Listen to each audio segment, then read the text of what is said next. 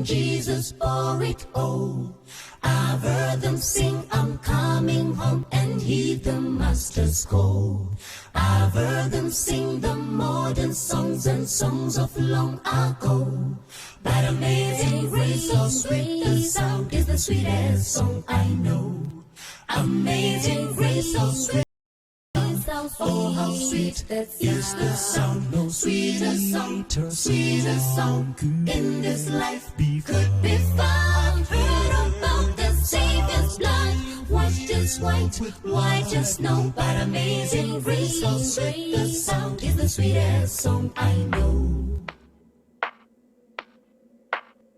It was the song my mother sang in sweet and humble voice. Like music from the world above, it made my soul rejoice. Its soothing words and melodies like the rippling waters flow.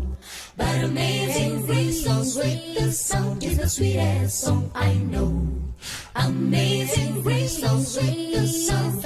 Oh, how sweet that is the sound. Sweetest song in this life could be found. Heard about the Savior's blood, washed as white as snow. But amazing grace, so sweet the sound, is the sweetest song I know. Amazing grace, so sweet the sound. Oh, how sweet that is the sound. Sweetest song in this life could be found. Heard about the Savior's blood, washed as white as snow. But amazing grace, so sweet the sound, is the sweetest song I know. But amazing grace, so sweet the sound, is the sweetest song I know. But amazing grace, so sweet the sound, is the sweetest song I know. But amazing grace, so sweet the sound, is the sweetest song I know.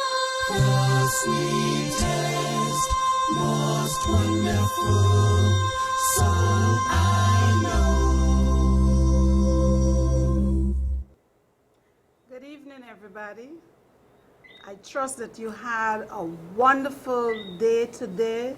We had a little rain, but for the most part, we had a lot of sun today. I trust you had an enjoyable day and that you were welcomed. You're ready and waiting to listen to our program this evening. I want to welcome you to Dove on the Window Presents. This evening I have here with me a young lady, Mary, and a young man, Garfield, from ADCO, who will be joining us for our presentation this evening on parenting. They'll talk to you about themselves a little later. Right now, we're going to ask God's blessing. Shall we pray? Loving Father, we are very grateful and thankful to you for the opportunity that we can be found in your presence this evening. We want to thank you very much for the blessings of the day. As we come now this evening in your presence, dear Lord, to talk about parenting, we trust, dear Lord, that you will bless us with wisdom, knowledge, and understanding, and that everything this evening that is said here will be a blessing to those who are listening, and that, dear Lord, it will be a means of helping each and every one of us to do better in our role as parents. We love you and we praise you and we give you thanks for everything you're about to do for us this evening, is our prayer in Jesus' name. Amen. Okay, as I said, we have a young man and a young lady here with us from ADCO. Let's start with Mary. Tell us about yourself. Tell us what's your name, what you do. Tell us a little about yourself. Okay, my name is Dr. Mary Jacobs, and as you could tell from my accent, I am an American. Perhaps you could tell. I'm an educator, P12, writer, researcher, and trainer. Okay, all right, well, good. And I'm also a mom, so I know a little bit something about parenting. Okay, okay.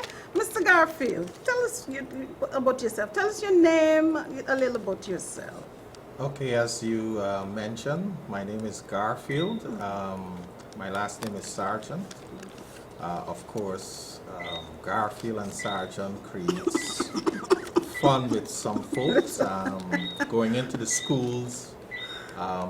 Regularly, I'll be laughed. Okay. So at least a good icebreaker because they start laughing before. And being on the street sometimes and you talk with people at offices or even the police, Okay. the question about my last name comes up, whether it's my rank All or right.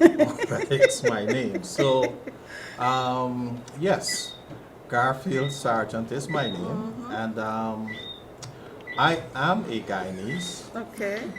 I was born at the Georgetown Hospital. Of course, I migrated, and now I am back in Guyana, and we are working in collaboration with the Ministry of Public Security in addressing certain challenges here in the country. I have two kids, two children, a boy and a girl. Okay. They are off to college. My last daughter is going off this summer. So I guess Guyana can see much more of me. Okay, well, welcome, both of you. Welcome to Dove on the Window Presents.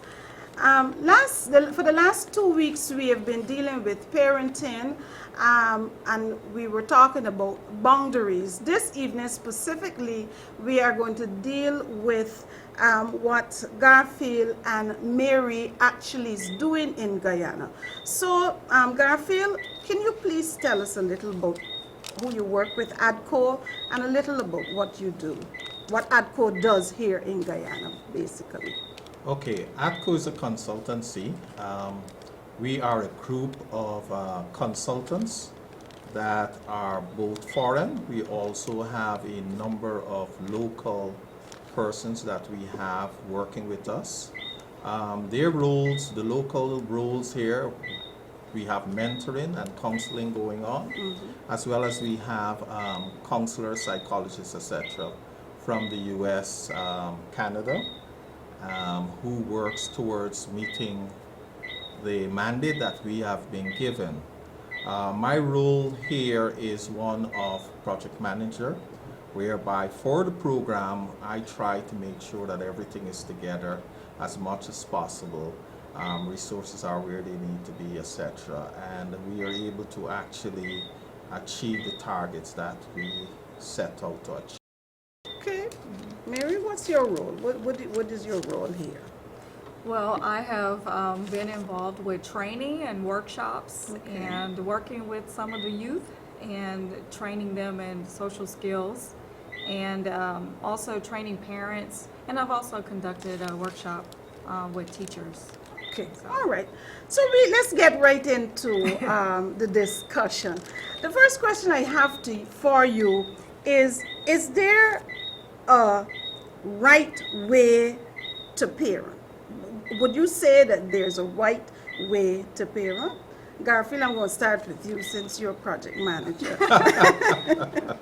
I have to laugh at that one because actually in one of our sessions we had a parent who made a statement, and it always stuck with me since then. Her statement was that she never thought there was actually a manual on parenting. So of course we have a nice manual and stuff like that. So the question came up, and yes, I never thought, but by the time we had gotten through the material and the exercises and the activities, at the end of it she came up and she said, well, indeed there's actually a manual for parenting. Of course, we all think that it comes automatic. It's what we learn. But if we look at it carefully, you're kind of going down a dangerous slope. Because, for example, if my parent were abusive, etc., there are certain tendencies there that would reflect in my parenting if I am not taught better. So looking at it from that perspective, of course, there is a right way of parenting. Okay. How about you, Mary? What would you say? Absolutely, there's a right way of parenting, because if there's a wrong way, there must be a right way. And like Garfield said, in order to not repeat the mistakes of parenting practices that may have harmed you as a child growing up or what you've observed. You have to be aware of those different strategies that you can use as a parent in order to parent correctly. There are different parenting styles. So, Yep, yeah. Well, since you talk about parenting styles, give us an example of what would be a parenting style. Give me an example. Okay, an example would be wash the dishes. Why? Because I said so. Authoritarian. I say so, you obey. And it's where the parent wants a high level of respect. I mean, there is love there, but it's the parent is the boss, the parent is in control. And so another way would be democratic, where the parent allows the child to have some input. And it depends on the stage of development. Of course, you're not going to ask a 2-year-old, give them too many options, but options within their, realm of development. And the same goes for teens and so on. You know, when I think of parenting styles, I often think of what happens with small children. And I think a lot of what happens as the children become adolescents and teenagers is what we sort of give them. We give that leeway when they're 2 years old. For instance, you want a child, you have a child in your hand, and you say, you're putting the child down. I've seen this. You put the child down, and the child crouches, puts his feet up in the air, and they don't care how you try to put that child to stand on the floor, the child never goes on the floor. So you give up, and you just keep that child in your hand. The next time you want to put the child on the floor, the child doesn't go because the child says, last time, Mommy tried to put me on the floor and I didn't go. Mommy didn't find a way to put me down. Mommy just kept me in my hand. So sometimes what happens is that we develop styles, if I want to say it like that, with the children by the things that we do with them. We practice with them. You know, they have some children who tell you ask them to do something, and because it's a 2-year-old, 2.5-year-old, 3-year-old, they say no, we leave it at that. So after a while, that child starts to parent us. So as I was thinking about parenting style, I was thinking about that, where the child starts to rule you now, so that you are not, as it were, the person who is doing the ruling, if we want to say it like that. Garfield, what would you think about? What do you think? Tell me something about parenting styles. Okay, for those, as Mary has introduced, you have the authoritarian style. There's the democratic style, and this involves decision making between all parties. So the parent and the child. The more older the child gets, that style is much better suited, because remember, they are learning how to become more responsible. They're learning to take responsibility. They're learning how to make decisions and stuff like that. So if you as a parent makes all the decision, how can I as a child grow and build that confidence to be able to make decisions? So the style then, as it relates to the democratic style, actually will evolve as the child grows older and older. And there's a classic case you can look at. For example, many of us may have 21-year-olds in our homes. So how does that work? Because then you have the age with which you are an adult. But how does that work when you're in my home? So That's an interesting question. yes. So again, it calls for some understanding of the child as an individual and at their level of development, and you as a parent, and how you support that child. For most parents, I see that traditionally you have more authoritarian style of parenting happening in Guyana.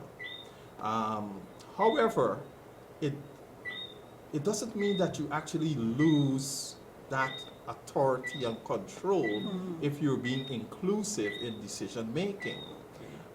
after all, and a lot of managers and executives can always attest to this, that many times the way you go about it actually makes it looks like you are actually making that decision when that decision actually is directed in a way to have that outcome that you're looking for. It takes some amount of understanding, skill, and also the cooperation of all. Now, of course, there's the other type of parenting that we haven't touched on, which is laissez-faire. You basically do whatever you want. There's no kind of accountability. We probably are best buddies. We try to be best buddies and forget about being parent. And therefore, the child is left to make most of the decisions, to do whatever they feel like doing. And at the end of it all, we then wonder, why can that child function normally or make proper decisions and all these sort of things? So there's that aspect of it. Yes. So basically, we have laissez-faire. Or permissive parenting. We have Permissive parenting, that's the same as laissez-faire. Okay, Yeah, when the okay. parent is what Garfield explained, trying to be buddies, friends, they don't want to be disliked by the Okay, child, so okay. they cater. Kind of like that scenario you said earlier. Yeah, yeah. You want to put the baby down, baby don't want to go down. Well, that's permissive parenting, and it's inconsistent too. Yeah. So, So basically, let me see. We have the laissez-faire, permissive. We have the authoritarian, and then we have the Democrat. Democratic. So it's basically three. well, there's one more that is the worst, Which and that one? is neglect. When you're not even taking care, you're not setting boundaries, not setting limits, you're not involved. You're hands off, absolutely not present. So that's a neglectful or absentee style of parenting. That's interesting. That's really interesting. I mean, as I'm thinking about it, to be a parent, to be there and not there, but then basically, who runs the house? Who you know, who's taking care of stuff that needs to be I'm taken certain care that, of? thanks to technology, nowadays technology takes care of some Of those our things children, altogether. yes. Because I we're a single parent, or we have so many challenges, etc. We don't have time. So right. for whatever reason, we seem not to be able to manage our time sufficiently to do some parenting. And then we can always buy a nice Xbox or PlayStation if we have the means, telephones and stuff like that, and before you know it, technology and the environment then parents Becomes the Yes. parent. That's interesting. Very parent our dangerous. child. That's interesting. So, what would you say? And either one of you can answer the question. Which parent style do you like best? If you had to say, I like this one as opposed to this one, which one would you recommend? For me, it's very easy. I'm more of a democratic style parent. Okay. And that happened very early on because in the democratic style of parenting, you are trying to develop wisdom in your children, how to make wise decisions, how to think for themselves, and to be able to communicate with you effectively when something is not going well. My daughter, she's 11 in middle school, and when she was going through the terrible twos, she had a lot of tantrums, but it actually happened when she was 1. So, and it went straight through because I had to figure out what's going on with this child, with her tantrums. When did they happen? So you have to be really involved as a parent, pay attention, study your child. And when are these tantrums happening? Why is she tantruming? Is it stubborn? Is it obstinate? Or is she hungry? Is she not being able to communicate? And what I learned from my child, she wasn't talking right away. And so her best way to express was to drop down, tantrum. But what I had to do is teach her vocabulary to explain how she's feeling. When you do this, you're frustrated. Why are you frustrated? What do you need? Maybe she's hungry, or she needs to get water, or she wants a hug. Yeah. So I had to explain that to her. And so I never, and now that she's older, I give her options. And you talked about using your authority as a parent to guide the children to where you want them.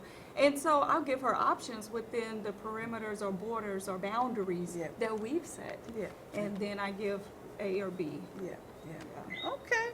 Garfield, what about you? I'm a Guyanese. My parents are Guyanese, so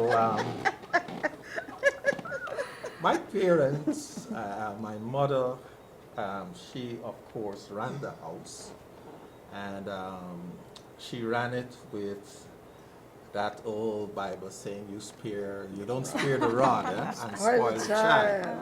So I grew up with an authoritarian style of parenting. Okay. However, that wasn't the style that I adopted when it came to parenting my children. I managed to somehow work along the democratic side. Okay. So we actually, my children can boast of not really getting licks. And they have turned out pretty okay. I got some licks, You and were I turned out okay as well. But nevertheless, you can see the thought processes whereby they are more analytical in their decision making because of how the democratic style of parenting works. Now, it doesn't mean that because it's democratic, there are not any hints of authoritarian Right. involved, because there are times that you have to take that approach Yep. in order to protect them and support them. Yep. But you don't stay there. You go back to what you know and how it should be. So you're going to get flashes of one or the other here or there, but mainly it's the democratic style of parenting. Well, for Wendell and myself, I'm learning the word democratic. One of the things we did was that I remember when my eldest daughter was about 3 years old, because I got accustomed to children, you say to a child, sit there, and the child saying, why? When I was growing up, you couldn't say why. You just sat. You said why before the come out, you get a box across your mouth. So I learned that as those children grow, when they said why, I'm explaining to you why. Don't jump on the bed. Why, mommy? Because you're going to fall, you can hurt yourself. And she used to ask this why? And I realized she's asking why, then I have to answer. And so even for the youngest girl, that's what we had to do with the children. We had to help them to understand why you don't do this, why you should do this. So as they got older, they came and they had a decision that they needed to make. I would always say, I helped you enough that at this age, they're 29, 28, and respectively, that, I don't have anybody younger than 20. So I said, you're old enough that you can make those type of decisions for yourself. When you come back to me and you say, mommy, this is what I've decided, then I can say, well, why did you decide this as opposed to this? And I can sort of put some input and say, babes, we're here, sweetheart. I think this one would be the better one because here are all the advantages as opposed to the disadvantages. As I said, I didn't know that they used the word democratic. And so I did that because I remember as growing up as a child, as I said, when mommy said move, you had to move. No, you didn't know why you were supposed to move, but you just moved because mommy said move. And so one of the things we also did, as you said, is you put in that little authority, because sometimes they say monkey know which limb to jump on. Sometimes the children will try you to see what they can get out of you. And so what we had to do is sometimes, as we say, you have to put your foot down. No more of this. No, this is it. We're not going anymore. I want you to do this, and I already explained to you why you must do it, so you now go and do it.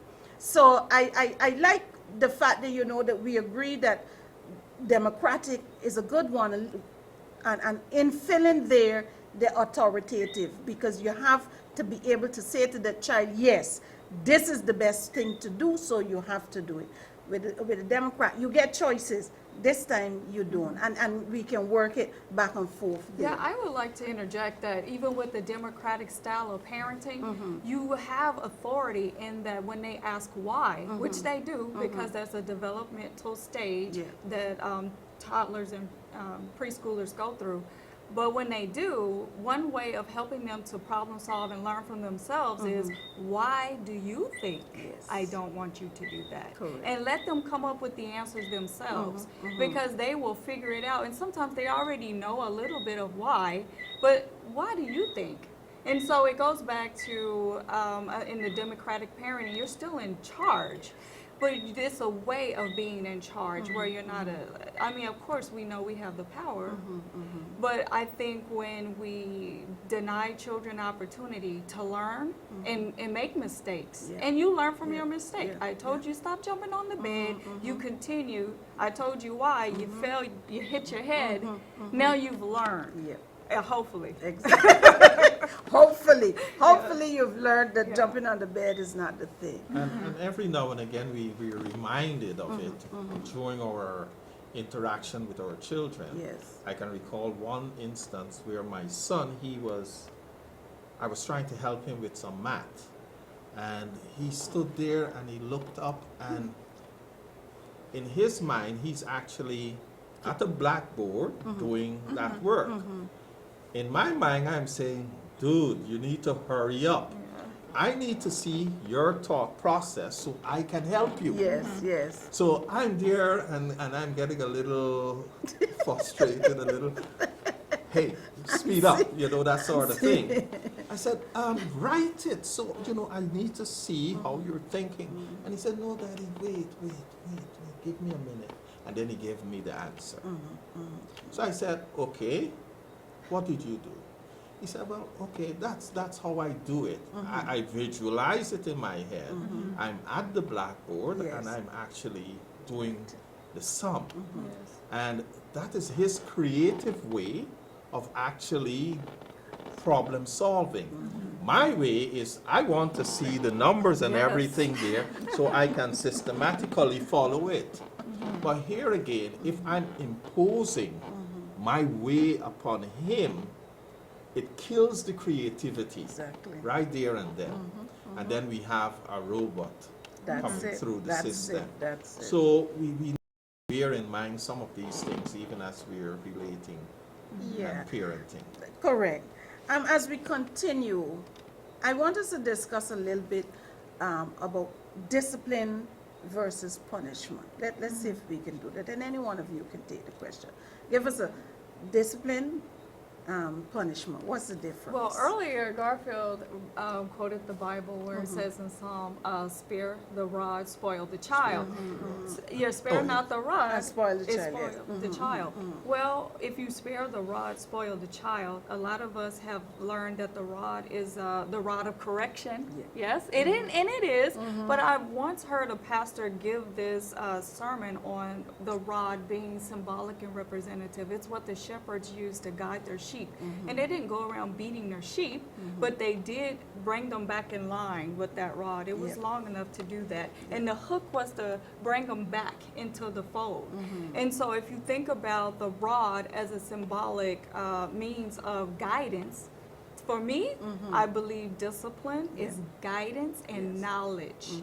Because if you think about it, how are you going to learn more from being beat or from being taught yes. to learn? Correct. So, and punishment is just an aspect of discipline. Sometimes it's necessary, and it depends, and there's a lot of controversy about punishment and discipline and how you do it. Yeah. But my definition is that discipline is guidance and it's knowledge. Okay. And that's how we bring our children in. So, Garfield? Well, to add a little to what Mary says, of course, punishment is just part of discipline. Discipline would be more modeling behaviors. So just as how you say you're disciplined in keeping your diet, right? Yeah. So it's a behavior that you have now adapted and that you're sticking with. So you have the discipline to do these things, Okay, or to okay, go along okay. a certain path, or to take on a certain lifestyle. So in what we're doing and some of the things, even with the life skills that you're teaching them, you're teaching them a discipline, right? Now, if we're looking at it in the context of punishment, we can still apply it, because here the discipline is being able to model certain types of behavior, acceptable types of behavior. And the punishment is a means of guiding towards, within the limits of developing that discipline. Okay. And there's a variety of punishment styles and how you punish. That's what I was going to ask. That's what it was question. So let's talk about that. No, I'm talking about punishing a child for doing something that the child has done. What should that punishment be? Should it be based on the age of the child, what the child has done, the understanding of the child? Talk to me about that. Absolutely. The way you discipline, it should be built around the developmental stage of the child.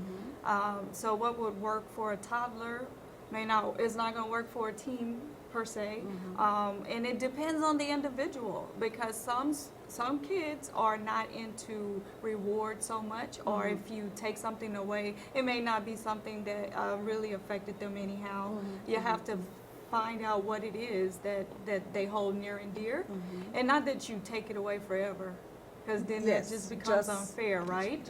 Yeah, but and when we're punishing or we're disciplining a child, the consequence or the punishment should meet the behavior. Okay, it shouldn't be outrageous versus if they did one little thing that it should match. In other words. So basically, I was thinking, I said, you know, when we were growing up, pot spoons. Pot spoons. Great. I heard, Coconut yes. graters. Well, I heard about a grater. But I know pot spoons. Somebody told me the rolling pin. I've never had the rolling pin experience. But I remember the pot spoon. If we did something wrong, and my mother can get her hands the pot spoon, she'd hit you with the pot spoon. She'd hit you with the Well, traditional Guyanese punishment actually will be considered abuse. And I would say that because most of the times, the minute you punish in anger, Yeah, it becomes abuse. yeah. Because number one, the child doesn't necessarily know why I'm being punished. You don't give the child the opportunity to kind of understand the wrongness of what is done.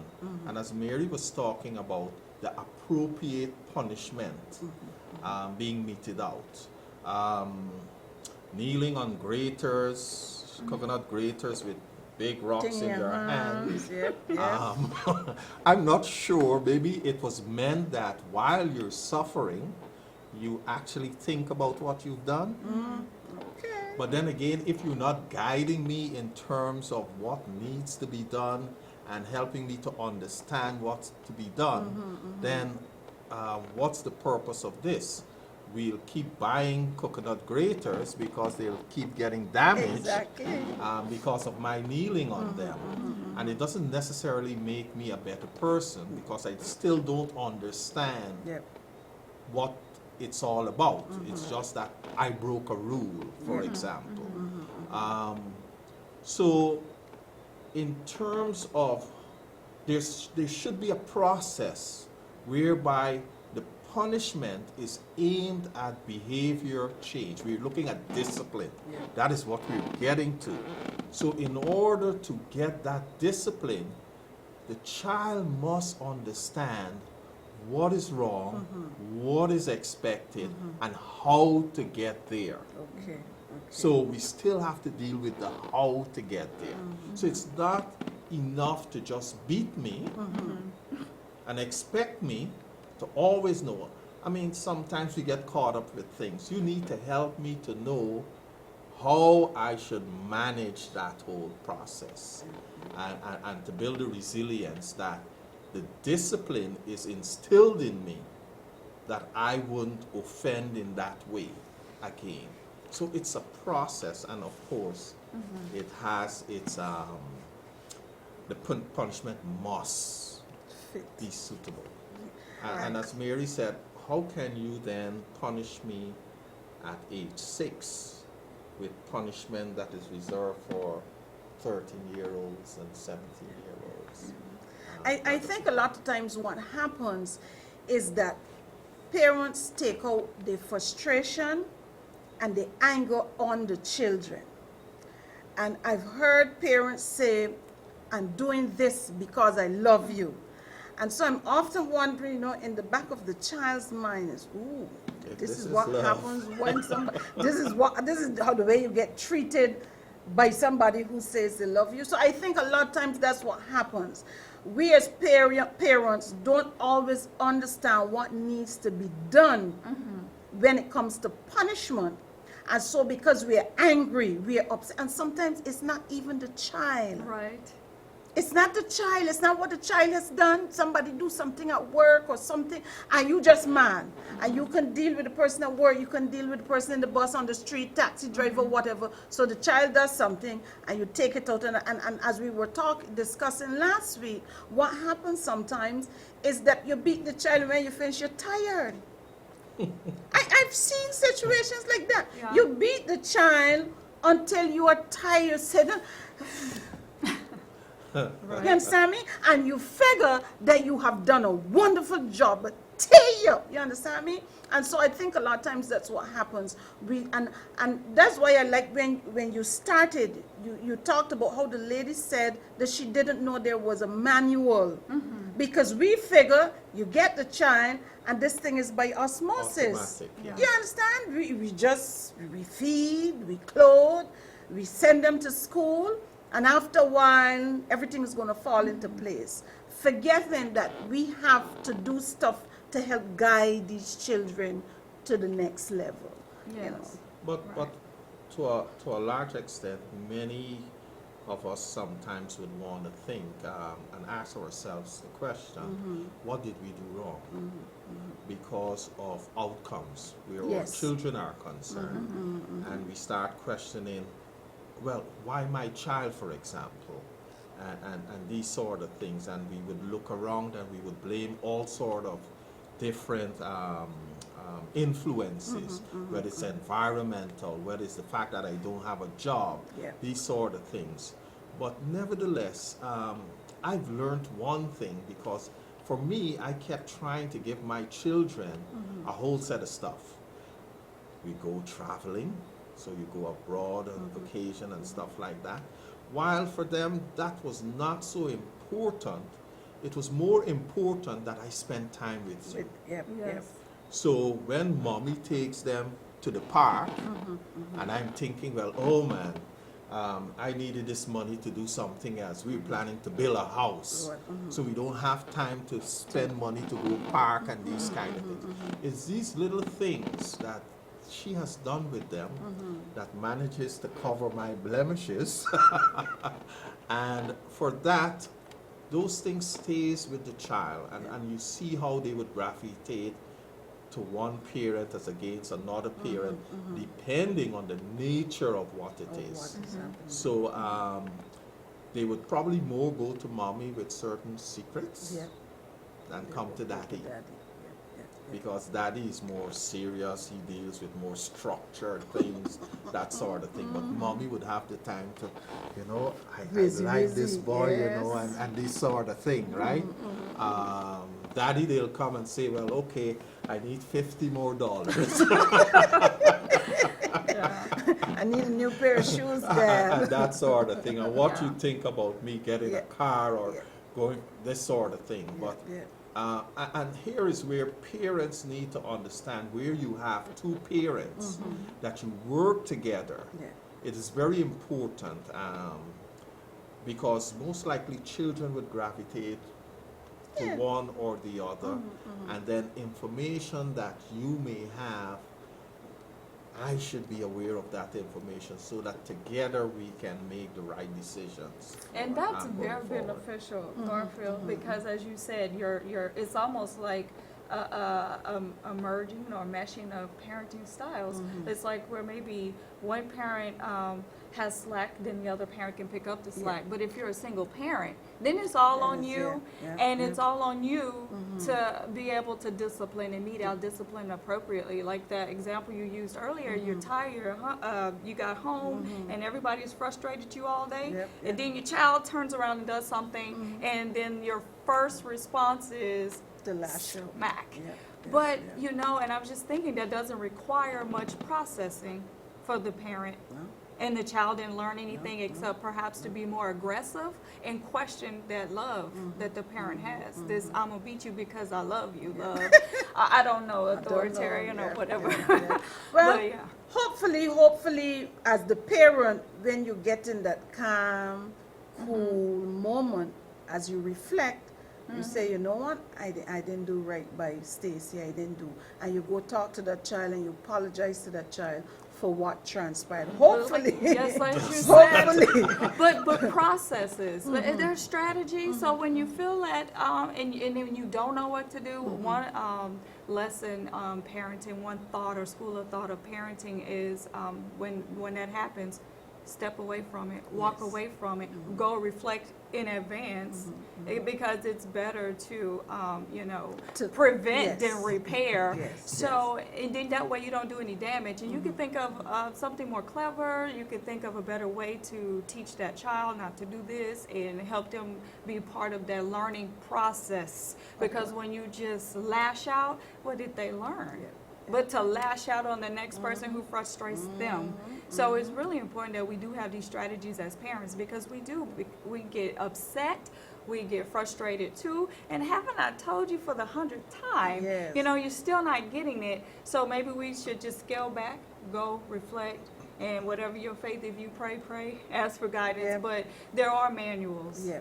There Yeah. are, The- and the- there are supports for parents. And I think one of the biggest things we don't have, and I, you know, I'm subject to correction, is that parental support. You don't have those people around that can help. Or we also have the other situation where these are my children. You can't tell me, you know. So you can have it both that way. But I think that if we can get, whether it's our churches, a school, wherever it is, that we can have that parenting, I don't know, parenting class, parenting support It's group. needed. Let's do that. Yes. So that we can talk, I can talk about, you know, and so because you would have done it for a couple of years and I'm now starting, you can come and you can say, well, girl, here, I tried it this way. Why don't you try it that way? Or I tried it, you understand me? So it would be good if we can have those sort of parenting support groups. I'm hopefully after we have done, you've gotten through all of this program that you're doing here in Guyana, that stuff like that will, those things can be started. Well, it have a saying that it takes a village Yes. Yeah. to raise a child. There's a lot of truth in that. It speaks to the same thing you're talking about, whereby there's the support, Yeah. which is critical, especially with young, new parents and stuff like that. It also speaks about a extended family situation. So even for the single parent who may be missing a dad or missing a mother, Yeah, yeah. there are those surrogates within the community, or that, if you want to say village, that can somewhat fill in and provide that male or that female that is needed for that child, so that they can come up in the best possible way and be able to benefit from having the influences of male and female in their lives as they grow up and go through. I like that you said the best possible experience, because you have to be, as parents, we have to be mindful of who we put around our children. That's true. And we want to That's true. protect them. We don't want them to be used in a grooming situation where we buy their trust and respect just to, set them up. So in our communities, knowing who those safe people are Correct. is very, It's essential. It's Yeah. very essential. Okay, before we go on to talk a little bit more about what ADCO does in Guyana and what is your part with ADCO as they work in Guyana, if you can, for both of you, just for a few minutes, tell us a little about some tips, parenting tips, just a few tips on, you have a child who's talking back, we call it rude, some people say that the child is assertive, you have children who you ask to do something, and you ask since the morning, and when you come back home in the evening, it's not done. Give us some tips on what you would say, how, as a parent, how do you handle children with such issues? Well, one way, a strategy is when your child is sassing back and you've already spoken with them, you told them what's what. What you say is, I love you too much to argue with you. I said that's what it is. Done. That's it. You don't say any, you don't answer questions at this point. This is not a why I'm growing, I need to know moment. This is a challenging you why. So I've said it. I've spoken. And if they come in, I've spoken. And that is still democratic in the sense that you've given them an opportunity. They didn't come through. Yeah. And so this is the consequence. I said this is what you need to do. You didn't do it. We're not arguing about this. Yes. It's That's done. it. And so that's one way. When you have a child that's not fulfilling a certain responsibility and you set it for them that they need to do it, let's say wash the dishes, so when I come home from work, I can cook a meal. And if you're a teenager, let's say, or you're a preteen, this is their responsibility, and you come home, they haven't done it. So you don't get what is the wooden spoon? The pot spoon. pot But spoon. you say, I ask you to do the dishes so I can make you a meal. And it's like, oh, I didn't do the dishes, I didn't have time, whatever. I say, okay, well, I'm not cooking tonight. So who's going to eat? Cook, not me. Not me. I'm not cooking. So you find a way. Yeah. Yeah. Now, we have to be very careful. In one of our workshops, we had some exercises going on, and it had to do with parents giving ultimatums. Okay. So I told you to be home by a certain time. You came in after that time. So the parent, before the child can get home, the parent went out and actually met the child out in the little surrounding whatever, and then the conflict started. Of course, here is the child with the friends, and I have to prove a point maybe, and here's the mother. Oh. I'm the parent, Oh. and I need to show that I'm the parent. The dilemma with that sometimes is that in our anger, we say things that we don't mean. So we say, well, if you don't come now, you're not coming back into that house, or something to that effect. Yeah, yeah. But guess what? When I did ask those parents, are you really going to leave that child